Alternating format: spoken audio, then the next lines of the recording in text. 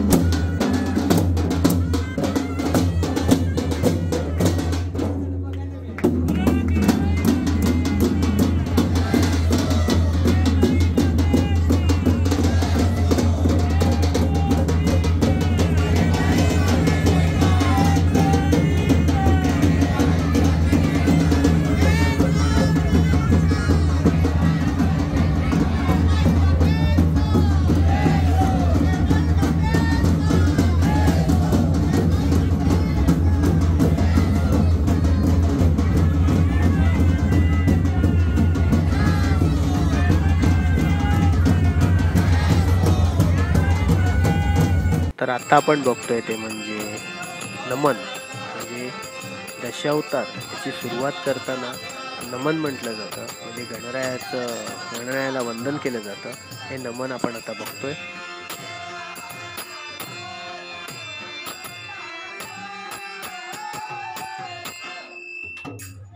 So आता नमन बघून झालेलं आहे आणि आता आपण बघत आहोत ते म्हणजे दशावतार सुरू करण्याआधी या कलाकारांचं जे कसा मेकअप करतात, हा मेकअप बघतो आपण. आणि गेटअप आपण सगळा म्हणजे वेशभूषा जी आहे ते आपण नंतर जेव्हा नाटक चालू होईल तेव्हा आपण बघणार आहोत की यांचा गेटअप कसा असतो. चला आपण ऑडियन्समध्ये जाऊन बसूया.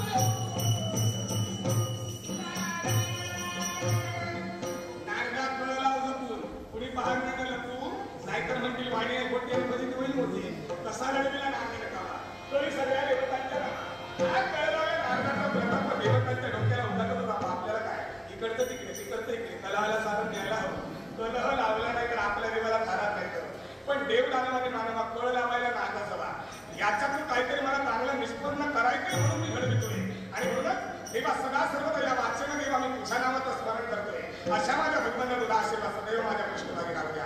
वाटेच परिणामी नारायण, वाटेच परिणामी नारायण करी घेऊन